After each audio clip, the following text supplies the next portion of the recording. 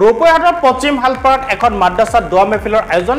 পশ্চিম হালপাৰা 13 mile নদাৰুজ সুন্নত মিছবাহুল উলুম গৌচিয়া হাফিজিয়া কাৰিয়ানা মাদ্ৰাসাত অনুষ্ঠিত হয় এই বিশেষ দোৱা মেহফিলৰ কাৰ্যসূচী। বহু পুৰণি ধৰ্মীয় তথা আধুনিক শিক্ষাৰ নিৰ্ভৰযোগ্য প্ৰতিষ্ঠানখনে এডোখৰ ভূমি ক্ৰয় কৰিবলৈ সক্ষম হয়। ইতিমধ্যে ভূমিৰ গৰাকীক কিছু নগদ ধন আগবঢ়াই যদিও এতিয়াও দিবলগীয়া আছে বহু টকা। প্ৰতিষ্ঠান কৰ্তৃপক্ষই আৰ্থিক সহায় বিচাৰিছে সমগ্ৰ অসমৰ ধৰ্মপ্ৰাণ ৰাইজৰ পৰা। আপোনাৰ কিঞ্চিত পৰিমাণৰ আৰ্থিক সহায়ত প্ৰাণ পাই উঠিব এখন মাদ্ৰাসা। পশ্চিম হালপাৰা 13 মাইলত নদাৰুজ সুন্নত মিছবাহুল উলুম গৌচিয়া হাফিজিয়া কাৰিয়ানা মাদ্ৰাসাৰ আৰ্থিক সহায়ৰ প্ৰতি লক্ষ্য ৰাখি বাতৰিটো এটা শ্বেয়াৰ কৰি নিজৰ লগতে আনকো অকণমান আৰ্থিক সহায় কৰাত সহযোগিতা কৰাৰ কামনা কৰিলোঁ। উল্লেখযোগ্য যে 2005 চনত স্থাপিত হোৱা প্ৰতিষ্ঠানখনে 35 লাখ টকাৰ ভূমি ক্ৰয় কৰাৰ আলোচনা চূড়ান্ত কৰি ভূমিদাতাক আগধন হিচাপে কিছু নগদ ধন আগবঢ়োৱাৰ কথা জানিব পৰা গৈছে। মাদ্ৰাসাখনত ইছলামিক শিক্ষাৰ লগতে আধুনিক শিক্ষাৰো আছে সুব্যৱস্থা। যদি কোনো সদাশয় ব্যক্তিয়ে অকণমান সহায় কৰিম বুলি ভাবিছে তেন্তে মাদ্ৰাসাৰ QR code, Google pay, PhonePe এৰ জৰিয়তে স্ক্ৰীনত দিয়া গুগল পে, ফোনপেৰ জৰিয়তে আৰ্থিক সহায় আগবঢ়াব পাৰে অথবা 6900394353 নম্বৰত প্ৰতিষ্ঠান কৰ্তৃপক্ষৰ সৈতে পোনপটীয়াকৈ যোগাযোগ কৰিও আপোনালোকে আৰ্থিক সহায় আগবঢ়াব পাৰে। এই মুহূৰ্তত প্ৰতিষ্ঠানটোৰ কৰ্তৃপক্ষৰ কিছু মন্তব্য আছে আপোনালোকলৈ আগবঢ়াইছোঁ।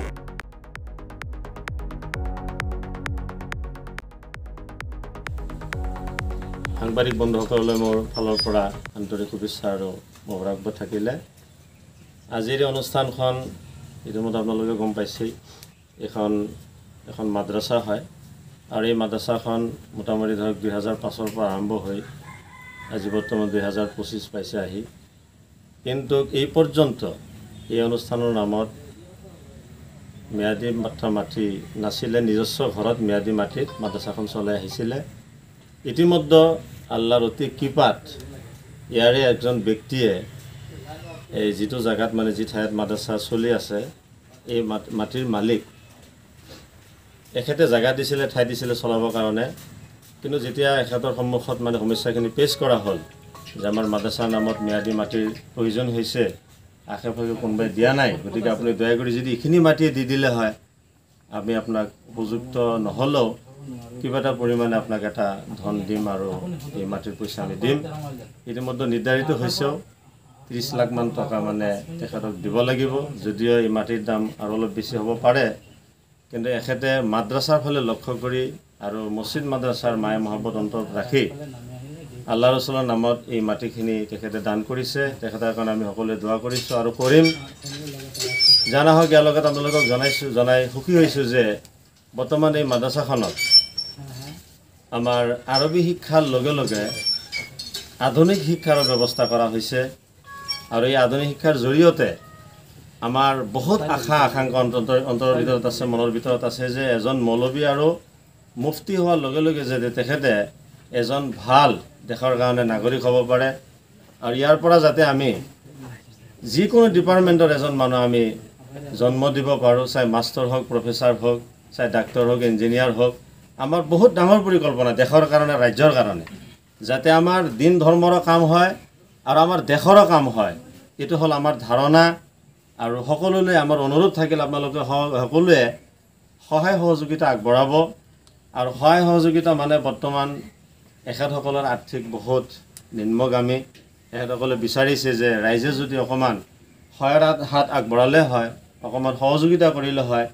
বৰ্তমান প্ৰয়োজন হৈছে মাটিৰ পইচাখিনি দিয়াৰ অত্যন্ত দৰকাৰ। গতিকে আপোনালোকৰ ওচৰলৈ অনুৰোধ থাকিল, আপোনালোকে হৃদয়বান ব্যক্তিসকলে এই মাদ্ৰাসাৰ কাৰণে আপোনালোকে যদি অকণমান টকা পইচা ধন আগবঢ়ালে হয়, আল্লাহৰ ওচৰত আমি দোৱা কৰিলোঁ হয়, আল্লাহ ৰাব্বুল আলামিন আপোনালোকক মংগলময় কৰক, দেশৰ মংগল হওক, ৰাজ্যৰ মংগল হওক, এইটো আমি কামনা কৰিছোঁ।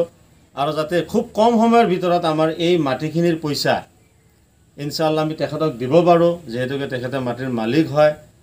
আপোনালোকে যদি সহায় সহযোগিতাৰ হাত আগবঢ়ায় খুব কম সময়ৰ ভিতৰত আমি দিব পাৰিম বুলি আমাৰ এটা আশা আৰু আমাৰ এটা সাহস। গতিকে এইখিনিকে কৈ আপোনালোকৰ পৰা মই বিদায় লৈছোঁ, আমাৰ দেশৰ জয় আৰু মংগল কামনা কৰি। উপস্থিত আমাৰ বিভিন্ন প্ৰান্তৰ পৰা অহা আলিম উলেমাসকল আৰু প্ৰেছ মিডিয়াৰ বন্ধুসকল, আজি আমি এই দুৱাৰ লগতে গৌৰৱ অনুভৱ কৰিছোঁ যে এই মাদ্ৰাছাখন 2005 চনতে স্থাপিত যদিও বহুত ঘাট প্ৰতিঘাতৰ মাজত আহি আজি এই উপনীত হৈছোহি আৰু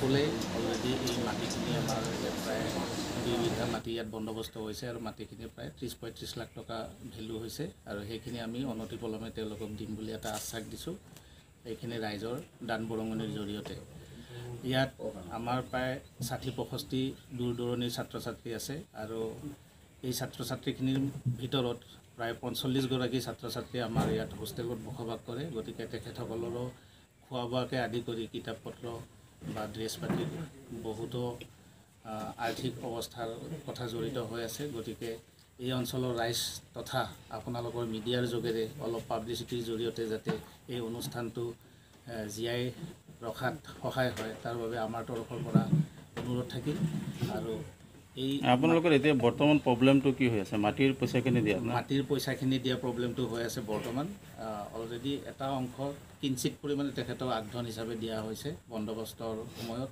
আৰু বাকী পইচাখিনি আমি লাহে লাহে দিম বুলি প্ৰতিশ্ৰুতি দিছোঁ আৰু সেই পইচাখিনি আমি আমাৰ চাৰিওফালৰ পৰা আমি এটা সংগ্ৰহৰ ব্যৱস্থা কৰি আছোঁ। অসমৰ ৰাইজৰ পৰা কি সহায় বিচাৰে অসমৰ ৰাজ্যৰ বিভিন্ন প্ৰান্তৰ মানুহে আমাক দান বৰঙণি সময়মতে দি সহায় কৰি আহিছে আৰু তেওঁলোকলৈ আমাৰ সদায় দোৱা থাকিব আৰু পৰৱৰ্তী সময়তো তেওঁলোকৰ পৰা আমি এনেকুৱা আৰ্থিক অনুদান পাম বুলি আশা ৰাখিছোঁ।